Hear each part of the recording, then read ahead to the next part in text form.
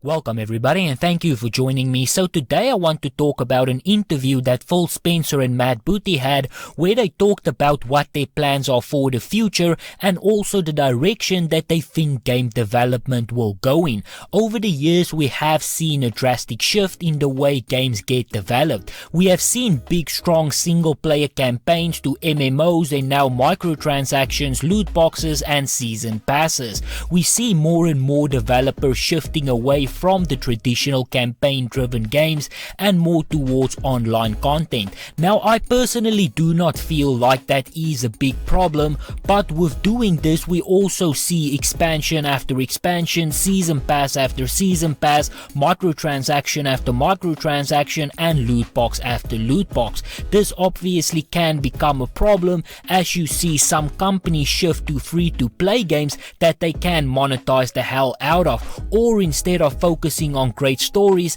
they just focus on how they can monetize the game. Now obviously not every company is guilty of this and there are ways and plenty of examples of monetizing a game in a proper way. If a game offers a season pass and you feel like it is worth it, you can buy it. If there is an in-game microtransaction like a gun or a skin that you think looks good, you can buy it, no problem.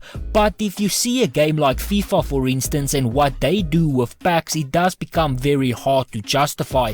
People don't have to buy these games, but developers also don't have to take advantage of their player base in such a blatant manner. Be that as it may, Phil Spencer did speak about the future of games and he did state that he does feel like single player narrative games can still work. The Guardian writes, over the last decade the concept of games as a service has revolutionized the way the interactive entertainment industry work. From subscriptions being introduced by massively multiplayer online adventures such as World of Warcraft to a seasonal battle pass of current online shooters, you are seeing a huge amount of focus on games that can sustain a lucrative community of players over several years. But where does this leave the more offbeat ideas and concepts that couldn't support years worth of play? Where does that leave single player narrative adventure, the blockbusting genre that brought us titles such as Metal Gear Solid,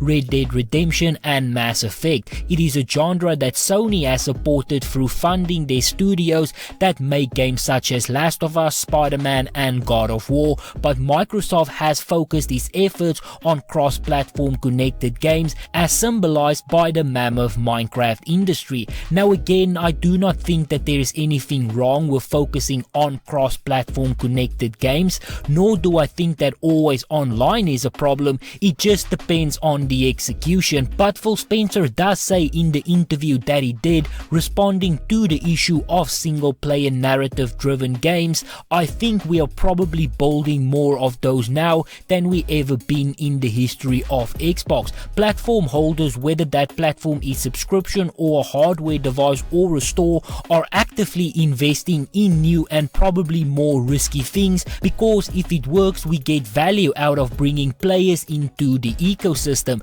The thing is, building a gigantic self-containing narrative game is riskier now than it's ever been. To get the team of hundreds of developers working for several years on a project requires a budget in the hundreds of millions of dollars, and unlike an evolving game such as Sea of Thieves or No Man's Sky, you get one shot at making an impact with a narrative adventure. However, Spencer sees an opportunity in using modern platforms and technologies to test out ideas and build a community of fans before release. At last month's E3 trade show, Microsoft revealed that it is planning to combine Game Pass with its streaming technology xCloud, allowing users to try demos of titles before downloading and playing them. Now this is one thing that I do think is important to realize, which is why I'm not always so hard on companies who does the online thing.